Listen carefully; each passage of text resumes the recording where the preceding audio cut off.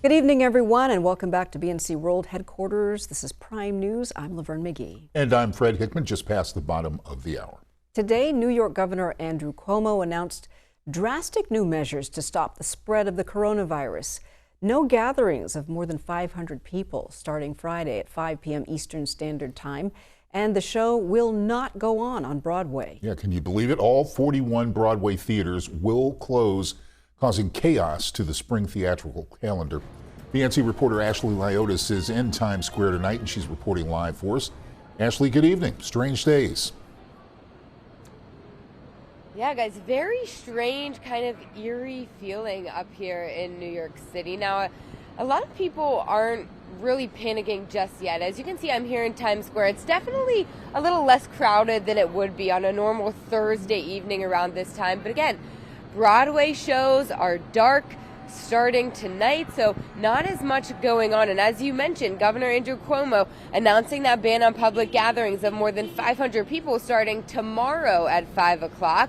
But venues that hold less than 500 people, they just have to reduce to about 50% capacity. Now, of course, as you mentioned, this includes Broadways. Those TKTS signs you just saw behind me, they are empty. This is an unprecedented measure, but a necessary one after two separate theater workers tested positive for coronavirus. Now, it's one of the biggest tourist attractions in the city, and to see them go dark for a full month is just astounding. Now, the Metropolitan Museum of Art has also closed temporarily. Now, let's move over to the New York Stock Exchange down on Wall Street. The stock market took its worst slide since 1987. The S&P 500 dropped 9.5%. The Dow Jones dropped 10%. Stocks fell so fast on Wall Street at the opening bell that it triggered an automatic halt in trading for 15 minutes for the second time this week. Now, of course, the sports world has been crippled as well. We saw this break all day long. It felt like an avalanche, really. Once one team or one league did it, a lot of others followed in suit. Now, of course, the NBA announcing to suspend their season last night, and then another NBA player tested positive for coronavirus this morning. That led the NHL, Major League Baseball, and a few other leagues to cancel the rest of their seasons, or at least suspend them. Now, moving to collegiate athletics, as we talked about earlier, the NCAA canceling all spring and winter championships, and unfortunately this includes the men and women's basketball tournament. The Eastern Regional is held here at Madison Square Garden every year, and that will be no more. So true madness in March here, guys, just a different type of madness. Yeah, and Ashley, let me ask you about the commute. Of course, New York's a commuter city. I used to live in Westchester. Everybody uses the Metro North. Everybody rides the subways. What is the mood of the commuters up there right now?